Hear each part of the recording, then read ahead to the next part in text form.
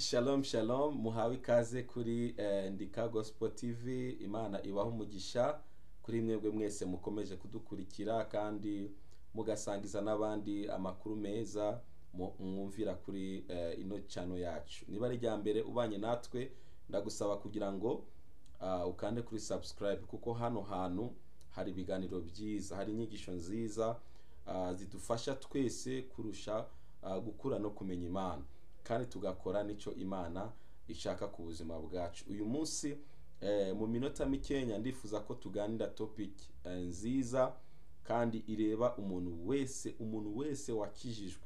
Nimba uzi ko wakijijwe neza, ubizi neza ko wakire Yesu nk'umwami n'umukiza ubugingo bwawe, iyi topic irakureba. Uyumvirize witonze kandi uraza guhabwa umugisha nyuma yo kuyumva no gushira mu bikorwa ibyo turi buze kuganira. Nuza kumva ko ari ibintu bikwiriye mu buzima bwawe nk'umukristo, uze kubikora, kuko kumvira ijambo ry'Imana birimo umugisha ukomeye. Bibiliya avuga muri mu byahishwe Yohana igice cya mbere ku murongo wa 3 ngo hahirwa bumva ijambo ry'ubu buhanuzi ngo bagashira no mu bikorwa. So kumva ni kimwe, ariko kugira ngo uhabwe umugisha nugushira mu bikorwa. Ndagusaba rero kugira ngo nawe uze gushira mu bikorwa ibyo tuza kuganira muri uyu mwanya. Data, turagushimiye kubwira ijambo tugiye kuganira n'ubwoko bwawe. Reka mwami Imana ijambo ryawe rigira imbaraga muri twebwe, rihindura ubuzima bwacu, rihindura ibitekerezo byacu, kandi umuntu wese ugiye kuryumva umuha umugisha kandi umushoboze, twese dushoboze kurishira mu bikorwa mu izina rya Yesu Kristo. Amen. Amen. Imana ibaho umugisha. Ijambo tugiye kuganira ravuga ngo dutegereje ko Yesu agaruka, tumutangira ubuhamya cyangwa se tumushingira intahe, niko nabivuga mu Kirundi. Mu gihe dutegereje ko Yesu agaruka, mu gihe dutegereje ko Yesu aza kudutwara, kuko mwibuke Yesu yabwiye abigishwa, arababwira ngo imuhira kwa data ngo hari amazu menshi, ngo yaba adahari mba mbibabwiye, ngo kuko ngiye kubateguriraho muzaba, ngo nzagaruka kubatwara. Hari umunsi Yesu azagaruka gutwara itorero, ariko mbere yuko Yesu agaruka hari umurimo yadusigiye nk'abakristo, nk'abera, nk'abizera tugomba gukora. Ni umurimo wo kuvuga ubutumwa bwiza, tukazana abandi bantu kuri Kristo.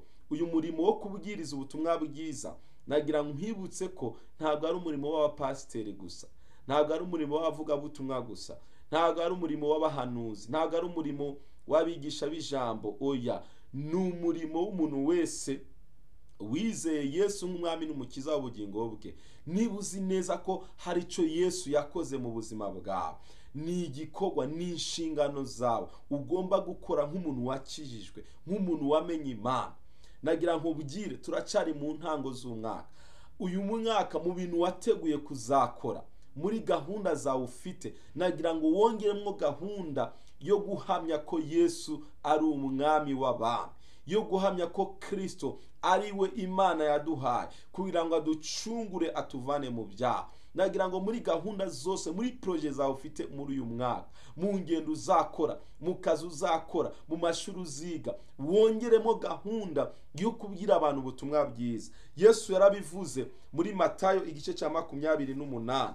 Haleluya. Reka bariho duhera Matayo igice cya 28 ku murongo wa 19. Yesu aravuga ngo nuko mugende muhindura abantu bo mu mahanga yose abigishwa, mubabatiza mu izina rya Data wa twese n'Umwana n'Umwuka wera, mubigisha kwitondera ibyo nababwiye byose, kandi dore ndi kumwe namwe kugera haleluya, ndi kumwe namwe iminsi yose kugera ku mpera y'isi. Haleluya. Yesu yaduhaye itegeko, ni itegeko, nibwirizwa rikomeye riruta yandi yose. Aravuga ngo mugende muhindura abantu bose mu mahanga yose. Imana yakugiriye neza, yaguhaye umugisha, we waranagiye, wenda ntabwo uri no mu gihugu ukomokamo. Imana yakohereje aho hantu nk'umumisiyoneri, nibyo wagiye kwiga, nibyo wagiye mu kazi muri ico gihugu urimo, ariko Yesu yakohereje nk'umuvugabutumwa. Kandi ntabwo ari ugutegereza ngo uzabona amahirwe yo kujya ku gatuti kuri podium ngo ubwirize, cyangwa se nguze kuri kamera nk'uko ndi kubikora. umuntu mwigana wamubwiriza ukamubwira Yesu, umuntu mukorana wamubwiriza ukamubwira Yesu, umuntu muturanye wamubwiriza ukamubwira Yesu, umuntu muhuye muri bisi wamubwiriza ukamubwira Yesu. Reka nkubwire, imirimo yose ukora jya utekereza wibaze ngo ese aba bantu turi kumwe bamenye Imana, bamenye agakiza, bakiriye Yesu, kuko Bibiliya iratubwira ngo abamwakiriye Imana yabahinduye kuba abana b'Imana, ngo kandi abataramwizera nabo ngo bamaze gucigwaho iteka, bamaze gucigwaho urubanza. Ibaze kugendana n'umuntu ubizi neza ko Imana yamuciriyeho iteka, yamuciriyeho urubanza. Ukwiriye uyu munsi guhindura ibitekerezo byawe. Nibyo wowe warakijijwe, warakira agakiza, wizeye Yesu, Imana yaguhaye ubugingo buhoraho, ariko ntabwo bikwiriye kugarukira kuri wowe gusa, kuko nawe birashoboka ko ari umuntu yakubwirije cyangwa se Yesu yarakwiyeretse ku giti cyawe, ariko ntabwo bigomba kugarukira kuri wowe. Hari abantu benshi bari hariya hanze bategereje kumva ubutumwa bwiza, bategereje kumva ijambo ry'Imana. Yesu yaravuze muri Matayo igice cya 9 ku murongo wa 37, aravuga ngo ibisarurwa ni byinshi ngo ariko abasaruzi ni bake. Aravuga ngo ni mwinginge kugira ngo nyiri ibisarurwa yohereza abasaruzi mu murima we. Reka nkubwire, Yesu ahora yiteguye kureba umuntu afite umutima wo kuba umusaruzi. Haleluya! Wakwemerera Imana uyu munsi nawe ikagukoresha ugahinduka umusaruzi, ukabwira abandi ubutumwa bwiza, kuko Bibiliya iratubwira ngo abahinduye benshi mu gukiranuka ngo mwijuru bazarabagirana nk'inyenyeri. Yesu ashimwe cyane. Nuhindura umuntu agakizwa ukamubwira ubutumwa bwiza, agakizwa, mwijuru zarabagirana nk'inyenyeri. Reba abantu bagukikuje impande zawe batarizera Yesu, abo bose bari mu mahonero, abo bose Imana ibona ko barimbutse. Kubera iki? Nta bugingo bafite. Ubugingo bazabubona igihe uzafata umwanya ukababwira ko Yesu ari umwami, kandi umwizera wese abona ubugingo buhoraho. Mwene data, byibura tabara umutima w'umuntu umwe. Nkunda umukozi w'Imana umwe witwa Pastor Didier, yanditse igitabo aravuga ngo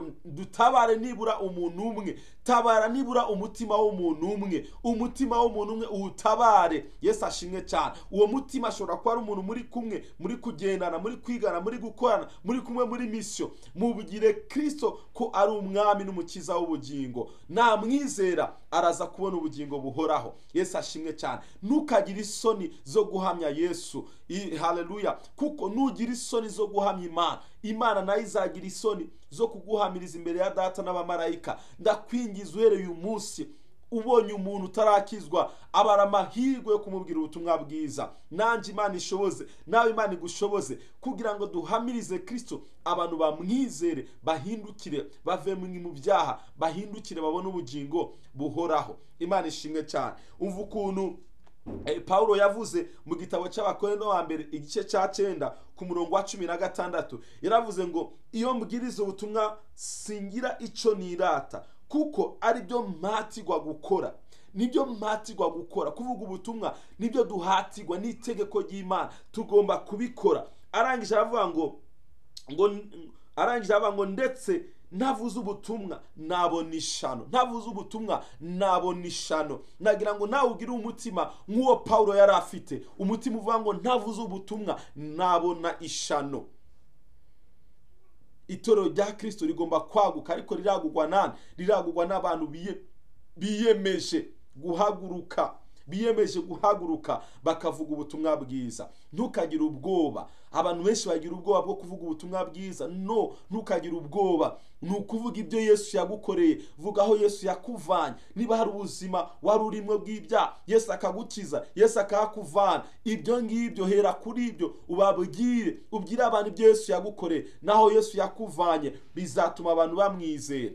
Kandi ntabwo twahawe umwuka w'ubwoba ngo twongere gutinya. Petero nawe atarakira umwuka wera yari afite ubwoba, yihakanye Yesu inshuro 3, ariko umwuka wera amaze kumanukira ubuzima bwe yahamije Kristo, avuga ubutumwa bwiza, abantu basaga 3,000 barakizwa. Nawe uyu munsi wahinduka igikoresho cy'Imana. Aho hantu uri wahinduka igikoresho cy'Imana. Emera Imana igukoreshe, emera Imana igendane nawe, kandi yaza kubigushoboza. nuwemera umutima ugakingukira Imana, Imana yaza kugushoboza mu izina rya Yesu. Reka nsengane nawe dusaba umwuka wera dushoboze. Ijambo ry'Imana tuvuga ngo umwuka wera naza muri mwebwe muzahabwa imbaraga zo guhamya Kristo. Usaba umwuka wera aze muri wewe aguha imbaraga adushoboze kugira ngo tubashe guhamya Kristo aho turi hose mu izina rya Yesu. Data ndagushimiye kuri Imana igira neza, wadusigiye itegeko ko tugomba kubwiriza abantu bo mu mahanga yose ubutumwa bwiza.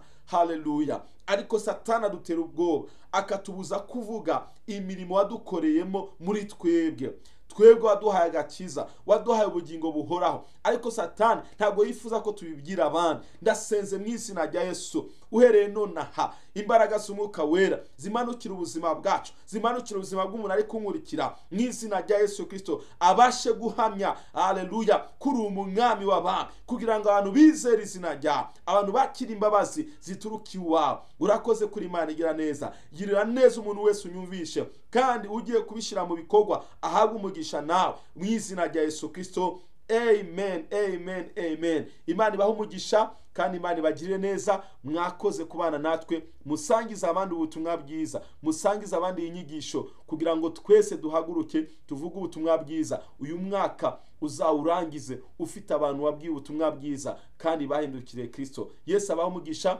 mukomeze kugira ibihe byiza. Shalom, shalom.